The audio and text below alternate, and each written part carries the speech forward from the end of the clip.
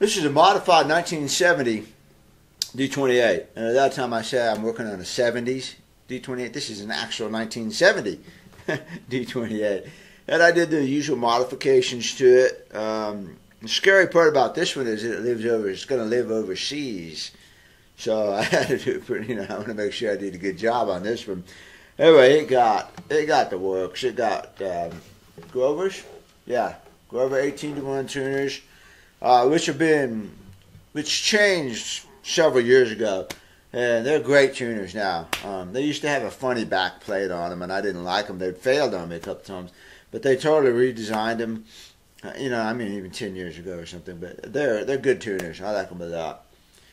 A lot more economical than Waverly's, and good tuners. Anyway, Grover 18-to-1, bone nut, a full Evo fret wire refret. Neck reset, popsicle brace, scallop the braces, change the bridge plate out. A new bridge. I think I did a new bridge on this one. Yes, I did. I did a new bridge on this one because the other one had been shaved or something. I don't remember. And it's got 2 1/4 inch spacing, so a little bit wider spacing. That puts the strings pretty even down the fretboard right here. You have to be a little bit precise in your fretting. But you get a nice, I love 2 1/4 spacing over here. I mean, any kind of hybrid picking, or I don't know, just more room for your pick. Now, some people think, wider spacing slows you down. It doesn't for me. For me, a wider spacing, 2 5/16 vintage. One of my guitars is 2 3/8 of an inch, and that's wide. And what I find is I can actually get a better swing with my hand. I can get my hand moving in a rhythm. I'm not this tight thing.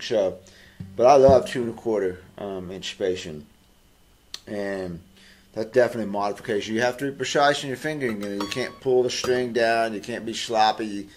But it's the same as an electric guitar strung with 8s. You can't be sloppy. You need to be precise. Not a big deal as long as you don't pull your, and even there I have to really pull it down. So anyway, I've talked about this before. This guitar's got 2 1/4 inch spacing. It's got bone bridge pins, which the owner already had and wanted me to use. I'm not a great big fan of bone bridge pins, simply because it seems to me that I see more cracked bridges with bone than I do anything else. And maybe they don't have any give. Maybe the bridge expands, contracts. Maybe people push them down too hard. I don't know what the issue is, but I think the vast majority of cracked bridges that I've seen come with bone bridge pins. So I make sure to seat them with it almost a little bit loose. The string is going to hold them in, the string tension pulling on them, if you don't overslot the bridge.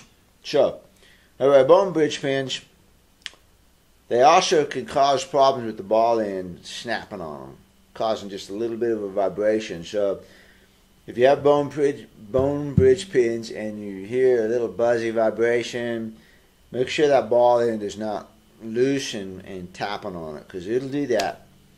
So I've pretty much backed off of using bone bridge pins, but here they are. And they sound fine.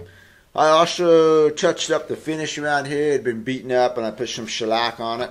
It blended in really well, Okay, so I compare this guitar with the 67 D21, I asked the owner what guitar he wanted me to compare with, and he said, well, do you still have that 67 D21 in the shop? And I said, yeah, I do. You guys are going out at the same time. The modifications are fairly similar. The 67 has got Waverly tunings, bone nap.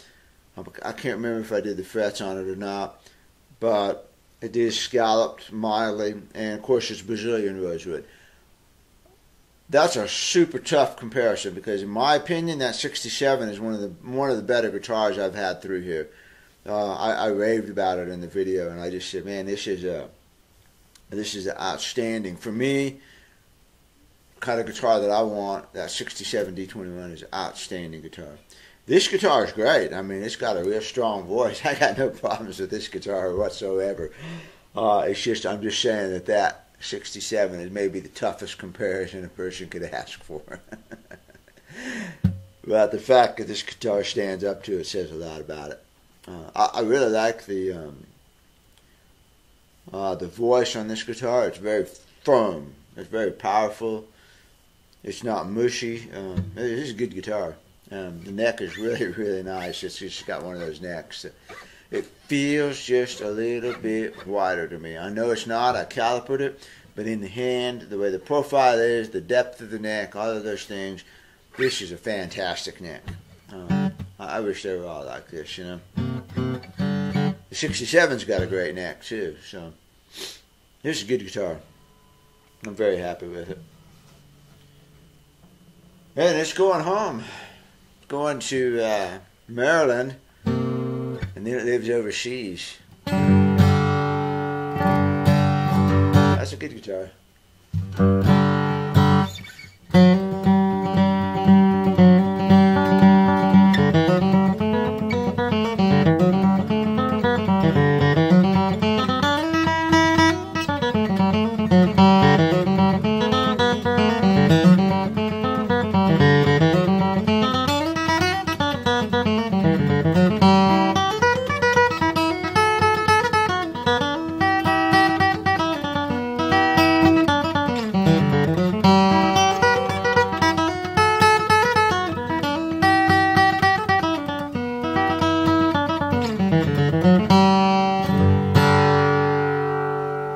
Nice. This is for the owner.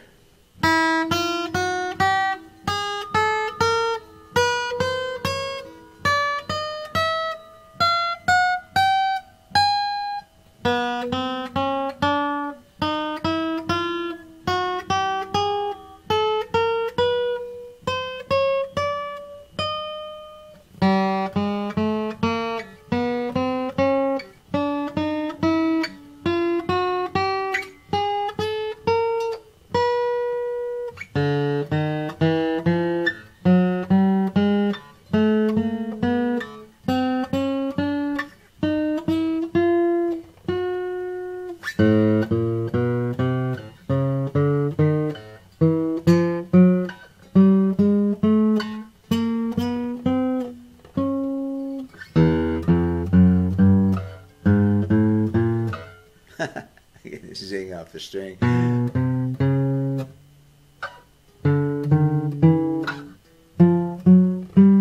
Come on, nobody's going to play this note. But there it is. So, 1970, G28.